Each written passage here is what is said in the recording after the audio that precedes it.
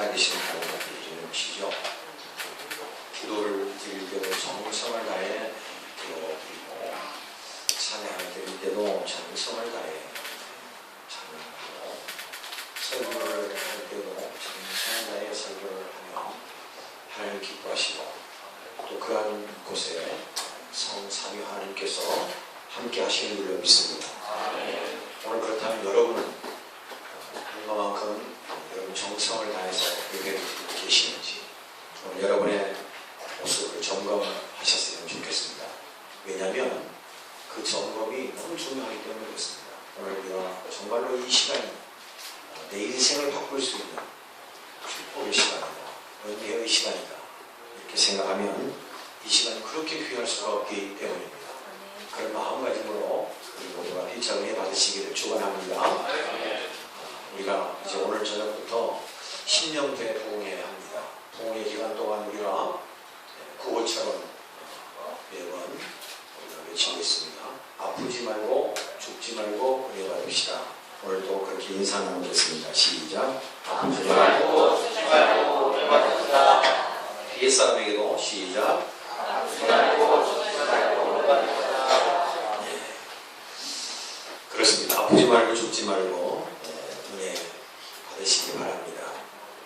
한의학에서 요즘 동양 양학보다 한의학 쪽에 관심을 가지고 있는 게 사실입니다. 왜냐하면 가장 인체적 접근을 용이하게 해서 하는 이 한의학이 관심이 상당히 많은 사람들이 갖게 되었다 하는 것입니다.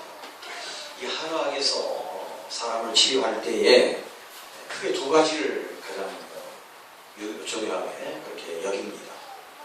바로 우리가 너무나 잘 아시는 경혈과 경락이라고 하는 겁니다. 무슨 얘기냐면 우리 인체에는 기가 흐른다는 거죠. 그런데 그 기가 한 곳에 뭉친다는 겁니다. 그러면 아프다는 겁니다. 문제가 생긴다는 겁니다. 그래서 그 뭉친 것을 뚫어줘야 된다는 겁니다. 그래서 혈자리를 찾고 그 기가 흘러갈 수 있도록 그 경락, 즉 혈이 흘러가는 그 자리를 경락이라 하는데 그 길을 뚫어주는 겁니다. 어느 부분이 막혀 있는지 진맥을 하고 그 부분을 뚫어주는 겁니다. 그래서 경혈, 경락 이것은 뗄 수 없는 상호관계를 가지고 있죠. 그래서 이 경락, 즉 경혈과 경락의 이 구분되어지는 흐름을 잘 침이 뚫어주고 또 그곳에 뭉쳐있는 혈이 차갑게 되어 있으면 문제가 생기니까 거기에다가 뜸을 이렇게 띄워서 뜸으로 인해서 온기가 전달되고 그래서 기의 흐름이 잘 되도록 그렇게 하는 것이 한의학에서 이제 치료하는 가장 그 중요한 핵심이다 이렇게 볼 수 있습니다. 그렇습니다. 우리도 마찬가지죠. 우리의 몸에 기가 흘러가야 되지 않겠습니까? 기가 살아야 되지 않겠습니까? 오늘 저와 여러분이 하나님의 말씀을 듣다가 기가 살아나는 역사가 있기를 축원합니다. 사실 기라고 하는 것은 우리가 잘 아시는 대로 히브리서 4장 12절에 여호와의 말씀은 살고 활력이 있어 좌우의 날선 어떤 것보다도 예리하여魂과 육과 면과 관절과 골수를 찔러 쪼린다 라는 말씀이 있습니다. 여기에 활력, 하나님의 말씀은 곧 기입니다. 그 기는 에네르기라고도 말하는데요. 이 기는 결과적으로 우리의 모든 혈을 원활하게 흘러갈 수 있도록 그렇게 만들어주시는 하나님의 능력, 하나님의 말씀인 줄로 믿습니다. 오늘 이 말씀이 우리의 삶에 아니 우리 자신의 모든 길을 원만하게 소통하는 그런 축복이 있으시기를 축원합니다. 여러분 게임 중에 우리가 그 이심전심 게임이라 하는 그런 거 보셨을 겁니다. 이심전심. 마음이 통하면 우리에게 사실 잔잔한 감동을 주는 거죠. 한 사람이 앞에다가 호랑이를 써가지고 뒤돌아서서 맨 앞 사람에게 호랑이를 보여줍니다. 단어를 호랑이. 그러면 그 사람 그 다음 사람에게 호랑이에 대한 갖은 말을 하지 않고 액션 행동을 하죠. 그리고 제일 마지막 사람에게 묻습니다. 어떤 사람은 호랑이를 맞힌 사람도 있을 것이고 그렇지 않고 뱀이 되어 있는 사람도 있을 것이고 그게 뭐야 모르겠다. 그런 사람도 있고. 사실 우리가 세상을 살아가면서 참 중요한 게 하나 있다면 마음입니다. 마음입니다. 우리 여러분 곰곰이 생각해 보면 사실 세상은 마음으로 살아가는 것 아닌가 그런 생각이 들 정도입니다. 이 마음과 마음이 통하는 거, 흔히 말하는 소통, 얼마나 중요한지 모릅니다. 가정에서 부부가 소통하는 일, 자녀가 소통하는 일, 전쟁 중에 같은 아군끼리 교신하면서 통하는 것, 생명과 맞바꿀 수 있는 중요한 역할이고 또 중요한 일이다 우리가 생각을 해볼 수 있다는 겁니다. 얼마나 마음이 통하는 것이 중요한가, 생각이 통하는 것이 중요한가, 여러분 아무리 강조도 지나침이 없으리라고 생각합니다. 그런데 이 마음이 어떤 생각, 어떤 마음을 갖느냐가 또 더더욱 중요하더라 하는 얘기입니다. 여러분 제가 앞서 말씀드린 것 같습니다만 아주 그 효자 집안의 한 효자가 어느 날 아침에 아버님 얘하고 소를 지붕 위에 올려라 그랬더니 그 효자가 사다리를 갖다 놓고 소를 올릴 궁리를 그렇게 하는 겁니다. 반면에 효도를 하지 못한 집 아들을 불러놓고 얘야 오늘 소를 지붕 위에 올려라. 아버지 돌았어요? 거의 치매 상태에 오셨거든요. 상황은 같지만 어떤 마음을 가지고 있느냐에 따라서 그 차이가 크게 확연히 나타나더라 하는 얘기입니다. 사랑하는 성도 여러분, 오늘 우리의 마음가짐을 어떻게 가져야 할까요? 또 우리는 이 세상을 살아가면서 어떤 마음의 자세로 소통하면서 이렇게 살아가야 할까요? 앞서 말씀드린 대로 마음으로 살아가는 이 세상 속에서 우리가 어떤 마음의 자세를, 어떤 마음의 의지를 가지고 살아가느냐 굉장히 중요한데 그냥 되는 것이 아니라는 얘기입니다. 첫째는 훈련을 주려는 것이 없듯이 노력이 필요하다는 얘기입니다. 무슨 얘기냐? 사람과 사람의 관계도 그 사람의 마음을, 상대의 마음을 헤아리고 알아가는 것이 얼마나 중요한 일인 겁니다.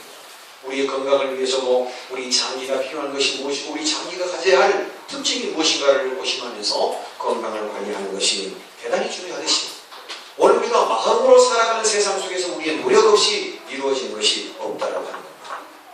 여러분, 자동차가 고장이 나면 사람들은 다 차를 고쳐서 탑니다. 왜냐하면 그것이 나의 생명을 담보로 하기 때문입니다. 그런데 우리는 고장나도 아집이라고 하는 것, 고집이라고 하는 것, 이것을 가지고 막무가내로 몰고 다닙니다. 오늘 저와 여러분은 그렇지 않습니다. 우리가 이미 병들어 있는 줄 알면서도 아집, 고집이라는 연료를 가지고 억지로 우리를 끌고 다니고 그러지는 않다 그 말입니다. 이런 상황에서는 어떤 상대를 만나도 문제가 나타날 수밖에 없다는 사실입니다. 따라서 오늘 우리는 이런 마음의 훈련을 필요로 한다는 것을 우리가 먼저 전제로 하고 또 두 번째로는 오늘 우리의 마음에 어떤 자세를 가져야 할 것이냐라고 하는 부분에 있어서는 오늘 우리의 마음 속에 아니 내 자신 속에 있는 나의 부족함과 약점을 알아갈 때에 내 자신을 알 때에 나에게 필요한 것을 채울 수 있다라고 하는 겁니다.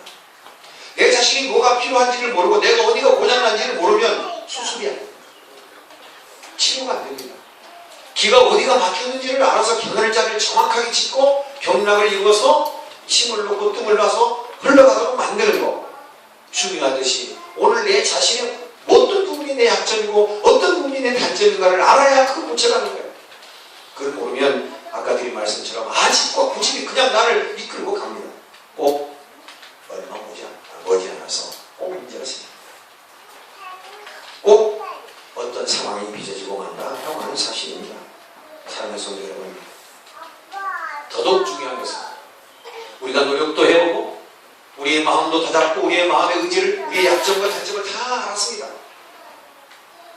그럼에도 불구하고 이 세상은 참으로 어려운 것은 얼마나 시시각각 변화가 심하는지요. 내가 마음을 이렇게 먹고 내 자신이 뭐가 부족하고 내가 약점이 무엇인가를 알고 개척하고 살아봐도 매번 예상을 빗나갑니다. 얼마나 세상이 수시로 변하는지 또 나를 상대하고 하는 대상이 얼마나 많은 변화를 추구해 가는지 오늘 우리가 세상 살기가 마음으로 살아가기가 여간 쉽지 않더라고요. 그것뿐입니까? 하루하루 마음으로 우리가 모든 것을 계획하고 살아간다 할지라도 오늘 우리 앞에 장애물이 얼마나 많은지 모릅니다. 시시각각 변합니다. 어제 나를 좋아했던 사람이 나를 떠날 수도 있고 어제 그렇게 나를 미워한 사람이 나를 좋아할 수도 있고 아니 내가 어떤 사업을 하는데 정말로 안 될 것 같았는데 하룻밤 자고 나더니 완전히 전세가 뒤바뀌는 그런 경우가 우리 고통이 얼마나 많은지 모릅니다. 따라서 오늘 본문을 통해서 우리가 노력도 해보고 우리의 약점과 단점도 알아보고 우리의 자신을 충분히 준비했다 할지라도 이런 것들은 우리가 당연히 준비할 준비의 과제들입니다. 이 과제를 잘 성실하게 준비했다 하더라도 시시각각 변하는 상대성 있는 마음과 마음, 우리 삶의 장애물, 이것을 어떻게 우리 스스로 풀어갈 수 있을 것인가? 사랑하는 성도 여러분, 여러분 그렇지 않습니까? 우리가 계획했던 많은 것들이 예상을 빗나가고 우리에게 좌절과 실망을 안겨줄 때가 한두 번, 아니 여러 번 우리에게 있었음을 고백하지 않을 수 없습니다. 사랑하는 성도 여러분, 길을 알면 빠르다고 했습니다. 오늘 본문의 말씀을 통해서 우리가 우리의 자신이, 이 부족하고 연약한 우리 자신이 어떻게 하면 소통의 길로 나아갈 수 있을까 하는 것을 우리 함께 생각을 해보려고 합니다. 우리 인생은 유한한 인생입니다. 나그네와 같은 인생입니다. 시편 22편 11절에 이렇게 기록합니다. 하나님 나를 멀리하지 마옵소서. 환난이 가까우나 도울 자 없나이다.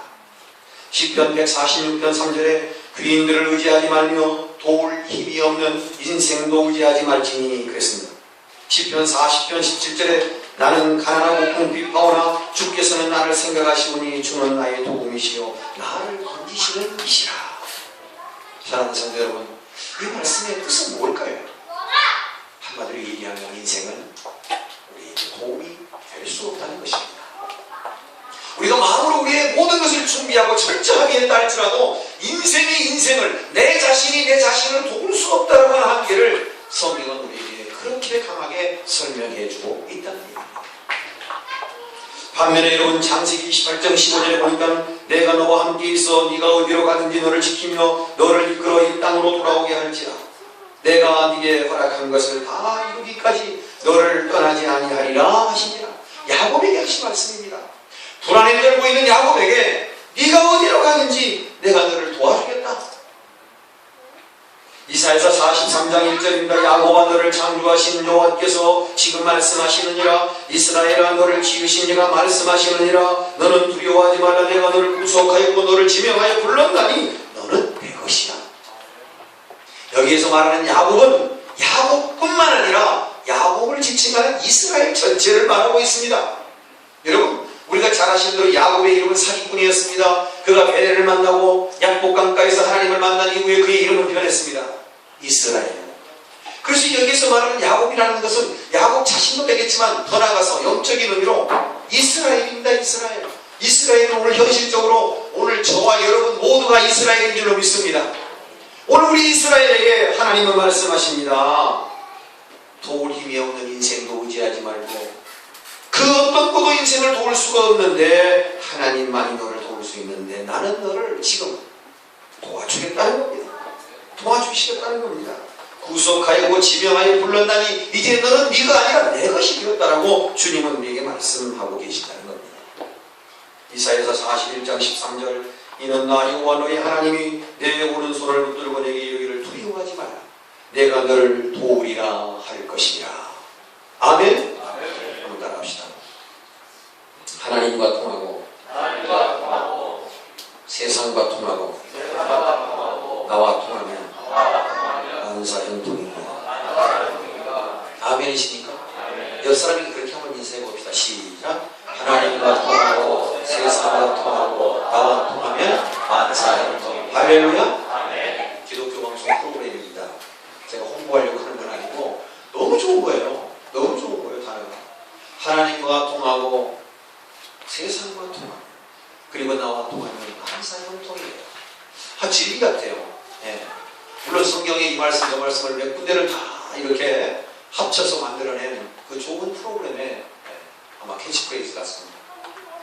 여하튼 오늘 우리의 삶에 우리가 부족하다는 것을 인지하고 하나님만을 의지할 때 하나님께서 우리와 함께 하신다는 사실은 말씀을 통해서 분명히 기록되고 우리에게 제시하시는 줄로 믿습니다. 예수님께서도 마태복음 11장 28절에 수고하고 무거운 짐진 자들아 다 내게로 오라 내가 너를 쉬게 하리라. 오늘 그렇게 말씀하고 계십니다. 오늘 저와 여러분 예수님 앞에 왔습니다. 오늘 예수님께서 우리와 함께 하시는 줄로 믿습니다. 예수님을 만나시기를 축원합니다. 예수님을 만나면 문제가 해결이 됩니다. 하나님과의 관계는 여기서부터입니다. 하나님을 만나는 순간부터 우리의 인생은 달라질 수 있기 때문입니다. 오늘 본문의 말씀으로 돌아갑니다. 오늘 본문 에레미야서 29장 11절에서 14절의 말씀은 눈물의 선지자 에레미야가 강력하게 하나님의 말씀을 대언하고 호소하는 내용입니다. 무슨 얘기냐면 여러분 이스라엘 백성들이 지금 하는 얘기입니다. 여러분 과거의 이사야 선지자를 통해서 여러분 얼마나 많은 얘기를 했습니까? 북이스라엘도 망하고 남유다도 망한 것은 하나님을 떠나고 하나님을 외면하고 하나님 말씀을 지키지 않으면서 기인한 것이니 여러분 하나님 말씀으로 돌아오시기를 바랍니다. 하나님 만나고 하나님과 함께 사시기를 바랍니다. 그렇게 외쳤지만 그들은 듣지 않았습니다. 그래서 그들은 남쪽 유다는 최후의 멸망을 당하죠. 바벨론으로 포로로 끌려갑니다. 이사야 선지자가 그렇게 외쳤습니다. 여러분 지금 끌려가지만 하나님 여러분들을 영원히 멸하지는 않으실 겁니다. 70년 후에 그루터기처럼 지금은 고목나무가 된 것처럼 지금은 아무 형체가 없는 것처럼 보이지만 우리가 있어 거기에서 싹이 돋아 70년 후에 여러분은 다시 하나님 앞에 서게 될 날이 있을 것입니다. 이사야 선지자가 외쳤습니다. 이 에레미야 시대는 지금 바벨론으로 이미 끌려갔습니다. 지금 상태는 절망의 상태입니다. 실망과 실패와 좌절에 쓴 나무를 먹는 시기입니다. 바벨론에 끌려가서 지금 말로 할 수 없는 고난을 겪고 있습니다. 여러분 바벨론 포로기를 얼마만큼 힘들었느냐?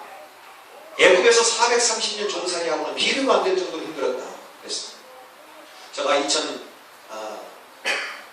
1900 몇 년도에 우리가 올림픽을 했죠? 88년도에 했죠? 자, 이라크를 갔습니다. 그런데 거기 가보면 바벨론 선지가 있어서 불러보았는데요. 약 2000년 전에 흑벽돌을 찍고 그림을 그렸는데요. 말도 못해요. 엄청나게 잘, 정교하게 잘 그렸습니다. 거기에 뭐 2000년 전에 아스팔트가 있었다고 그러는데 석청을 가지고 만들었다고 하는데 흉내를 내놨더라고요. 그리고 거기 소금이 얼마나 큰지, 그 바벨론 성기가 얼마나 큰지 말이죠. 그 모든 것을 누가 했느냐? 이스라엘 백성들이 끌려가서 거기에서 70년 동안 그렇게 혹독한 생과 사를 만나는 그런 노예, 착취, 억압 속에서 그들이 살았습니다. 그래서 그들은 밤만 되면 나와서 울었습니다. 얼마나 힘들지. 그들이 매일 울었습니다. 이렇게 좌절과 절망 속에 있는 이 백성에게 에레미야는 오늘 그들에게 위로의 메시지를 전합니다. 여러분 지금 시대는요. 여러분 한번 보십시오. 위로받고 싶어 살아가는 사람들이 얼마나 많은지. 여러분은 위로받고 싶지는 않습니까? 여러분? 때로는 여러분 우리가 살다 보면 위로받고 싶다는 생각이 참 많이 들 때가 있습니다. 그렇지 않습니까? 예. 위로받고 싶다라고 하는 거예요. 예.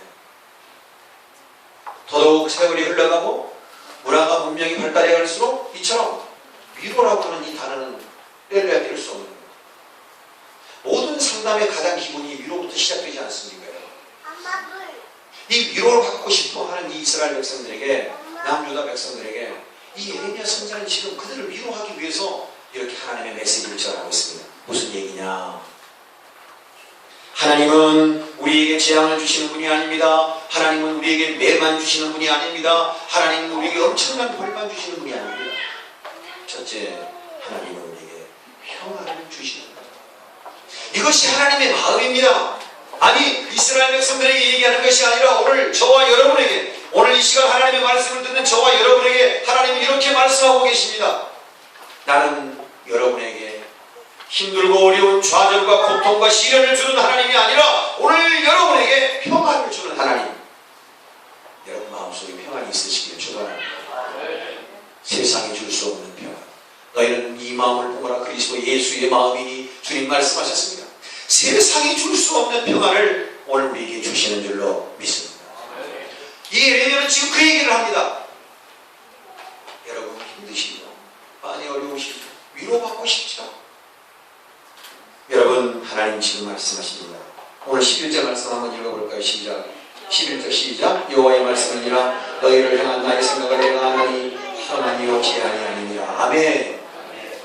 하나님이 지금 재앙을 내리는 것 같지만 너희들이 왜 재앙을 받는지 생각해봐라. 하나님은 진짜 평안을 주시는 거예요. 오늘 저와 여러분의 삶에 주님의 평안이 가득 채워지는 역사가 있기를 축원합니다. 근데 왜 우리는 평안을 상실하고 왜 우리는 평안하지 않다고 말을 하고 있을까요? 그 이유가 있습니다. 은혜 받은 사람은 무엇을 해도 평안입니다. 어려움이 와도 평안입니다. 고난이 와도 평안입니다. 은혜가 떨어지면, 은혜가 우리의 열정이 식어지고 믿음이 식어지면 어떻습니까? 기도가 떨어지고 찬양이 식어지면 어떻습니까? 평안이 와도 평안을 모릅니다. 평안이 어느새 불평과 불만으로 바꿔져 있습니다. 평안이 어느새 원망으로 그렇게 다 바꿔져 있습니다. 사랑하는 성도 여러분, 오늘 은혜 받은 자에게는 평안이 임한다는 사실을 명심하시기 바랍니다. 하나님의 평안을 볼 수 있는 사람은 은혜 충만한 사람입니다.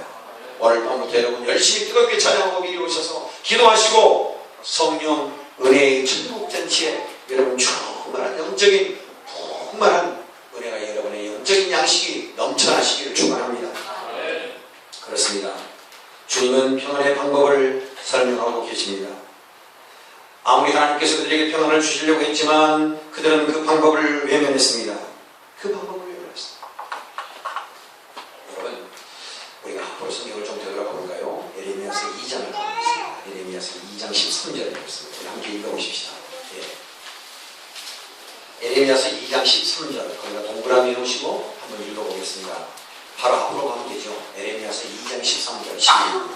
자, 내 백성이, 아니 다 찾으시기 바랍니다. 다 찾으세요. 예레미야서 2장 1051페이지 13절입니다. 다 여러분 동그라미 놓으시고 시작. 내 백성이 두 가지 악을 행하였나니 곧 그들이 생수의 근원에는 나를 버린 것과 스스로 웅덩이를 판 것인데 그것은 그 물을 가두지도 못할 터진 웅덩이이더라. 아멘. 하나님은 예레미야 입을 통해서 이렇게 말씀하십니다. 너희가 왜 이렇게 고난과 시련과 실패를 자들 앞에로 이겨냈느냐? 하나님은 평안이신데 재앙이 아니신데 왜 이렇게 어려움을 당했느냐? 예레미야 입을 통해서 얘기하는 두 가지를 얘기합니다. 첫째, 생명수의 근원이 되신 하나님을 버렸다는 거예요.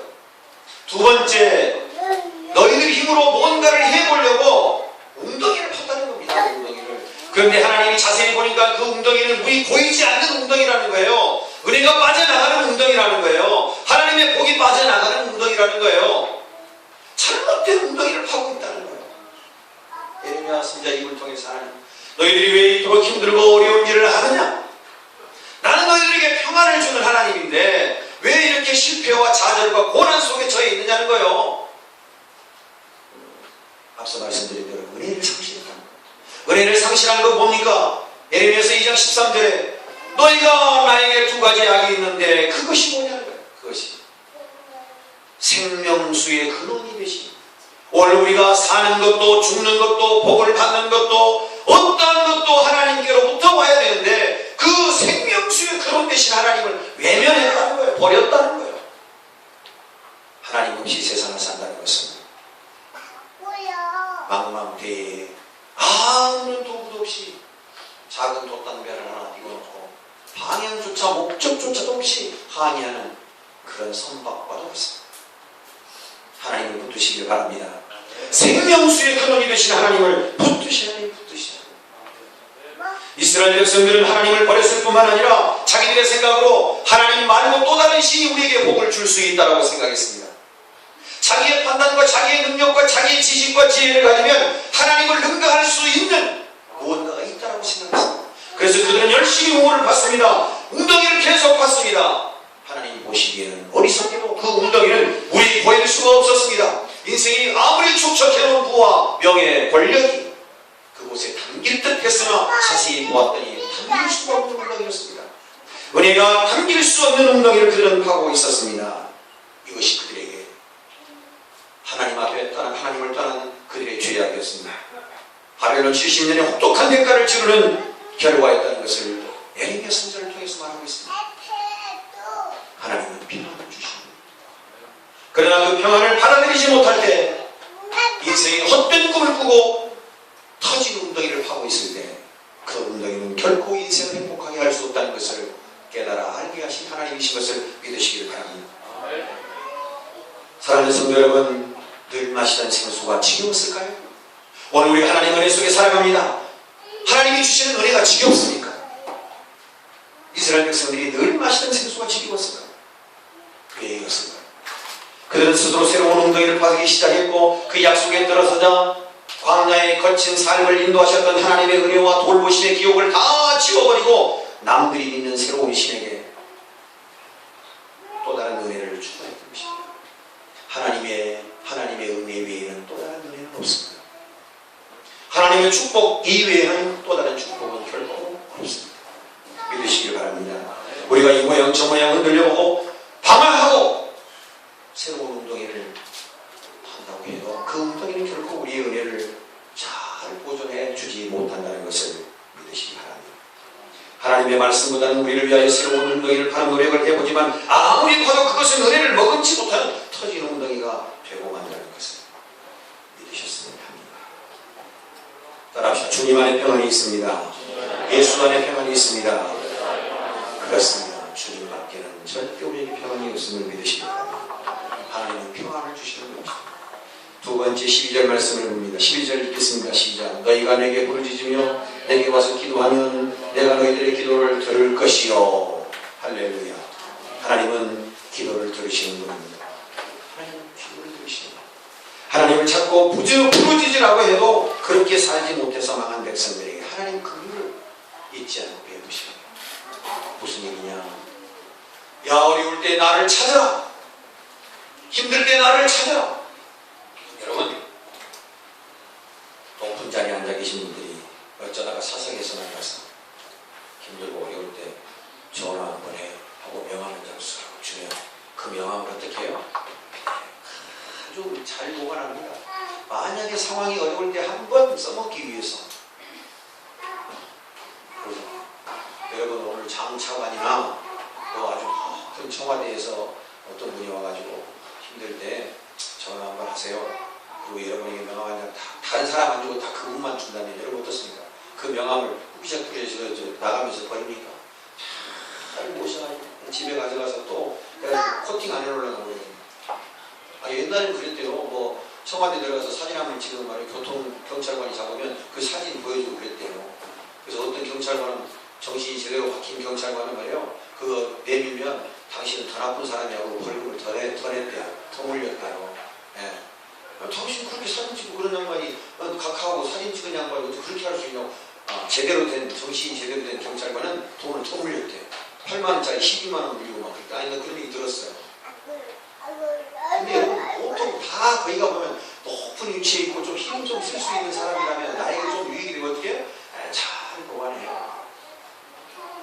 여러분 하나님은 매번 우리에게 내가 너 좀 도와줄게 그렇게 말씀하셔도 여러분 늘 마시던 생수라서 너무 질리셨나요?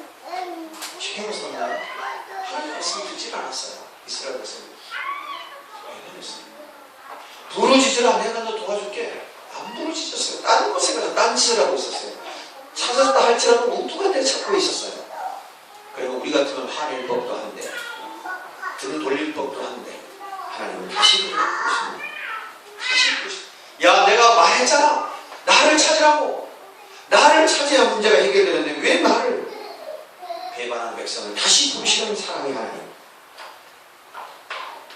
여러분 요한복음 16장 14절에 지금까지는 너희가 내 이름으로 아무것도 구하지 아니하였으나 구하라. 그리하면 받으리니 너희 기쁨이 충만하리라. 기도하지 않고 무언가를 바라는 것은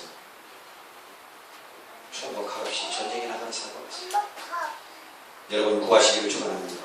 마태복음 7장 7절에 너무나 잘하시는 말씀입니다. 구하라 그리하면 너희에게 주실 것이요. 구하기만 한번 해봐라. 내가 줄지 안 줄지는 모르겠다. 그렇게 말씀하지 않았어요. 구하라. 너희에게 뭐 한다고요? 아니 이게 제 말입니까? 성경에 기록된 말씀이잖아요. 따라합시다. 구하라. 뭐 하실 것이요? 아니 왜 자신이 없어요? 여러분 구하면 주신다는 확신이 없어요? 마태복음 7장 7절에 그렇게 기록되어 있어요. 구하라 뭐 한다고요? 그럼 제가 여러분 구하라 한번 해보세요. 구하라. 주실 것이요. 아멘. 구하면 주신다잖아요. 찾으라 그리하면 네, 찾아낼 것이요. 문 두드리라 그리하면 말씀을 믿습니까? 너무나 여러분 말씀은 너무 잘 알고 계시는데 여러분 수준은 막 대단해요. 그런데 말씀을 믿는 능력이 없어요.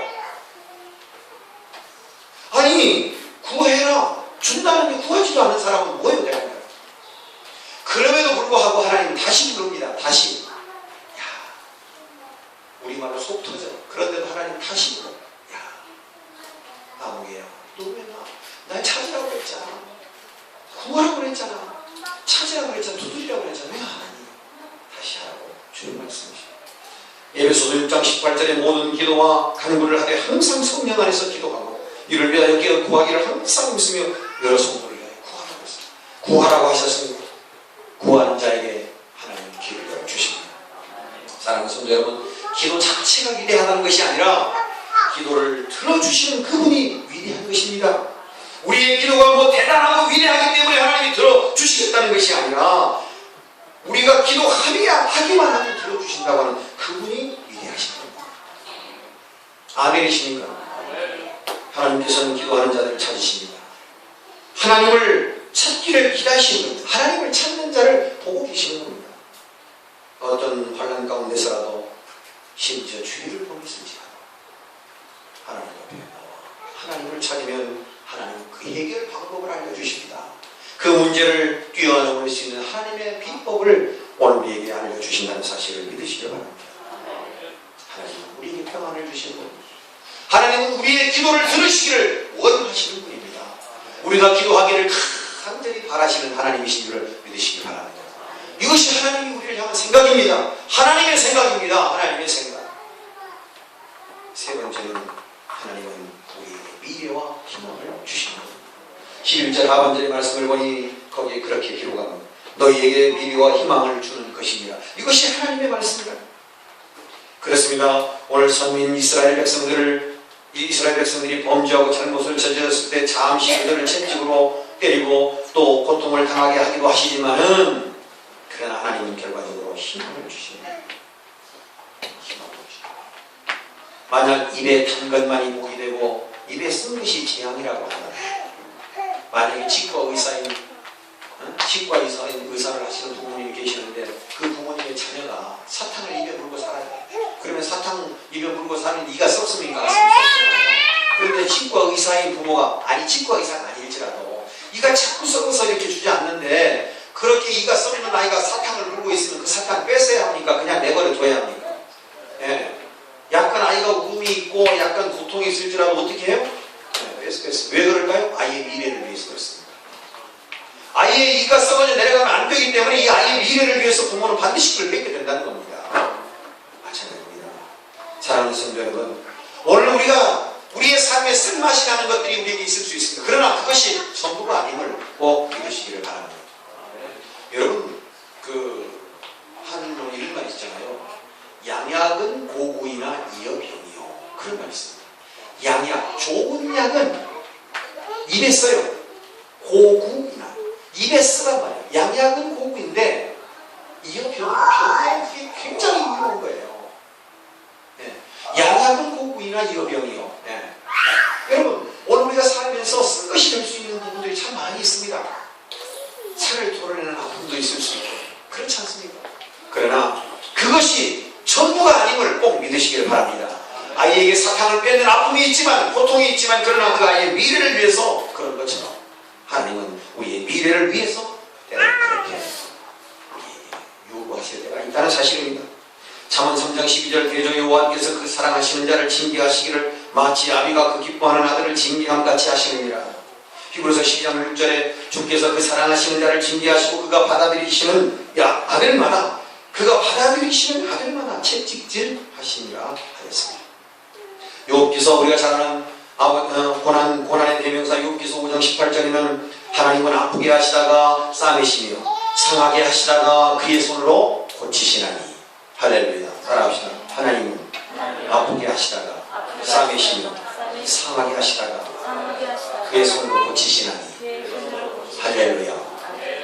여러분 찾아주세요. 하나님은 우리에게 미래를 주시는 분입니다. 우리에게 희망을 주시는 분입니다. 여러분 성경을 보십시다. 아브라함에게 희망은 하나님이었습니다. 야곱에게 희망은 하나님이었습니다. 요셉에게 희망은 하나님이었습니다. 다윗에게 희망은 하나님이었습니다. 하나님을 희망으로 삼는 자들에게는 그들의 미래가 엄청났습니다. 그들의 미래가 오늘까지도 펼쳐지고 있습니다. 사랑하는 성도 여러분, 주님이 계십시다. 주님의 생각을 우리가 알아가십시다. 하나님의 생각은 우리에게 평안을 주시는 하나님인 것을 꼭 기억하십시다. 하나님의 생각은, 하나님은 늘 우리에게 기도해라, 기도해라, 기도해라, 내가 들어줄게. 기도하면 들어줄게. 하나님은 기도하는 자를 찾는 하나님이신 것을 생각하십시다. 하나님은 어떤 상황 속에서도 우리에게 미래를 주십니다.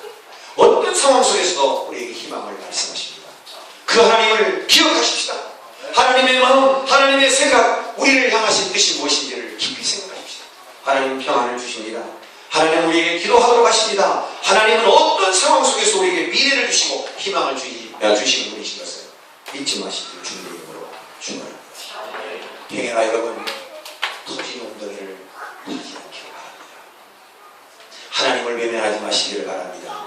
하나님을 외면하고 내 생각과 내 지혜와 내 경험과 내 판단을 가지고 엉덩이를 아무리 파도 그 엉덩이는 하나님이 막아주지 않으면 새어나갑니다. 온전히 하나님 없어서 하나님의 생각, 우리를 향하신 하나님의 생각을 기억하시는 저와 여러분 되시기를 주님으로 축복합니다. 거룩하신 아버지 하나님, 오늘도 우리에게 귀한 말씀을 듣게 하시니 감사합니다. 아버지 하나님의 생각, 하나님의 마음을 헤아리는 저희들 되게 하옵시고 그 마음에서 그 범주에서 벗어나지 않도록 우리를 훈련시켜 주시옵소서. 주님은 평안이시고 주님은 기도를 원하시며 주님은 우리 희망의 미래가 되신 것을 우리가 분명히 알고 또 우리의 신앙에 최선 열성을 다해서 주님 기뻐하시는 삶을 살아가게 하옵소서. 거룩하신 예수님 이름 받들고 기도합니다.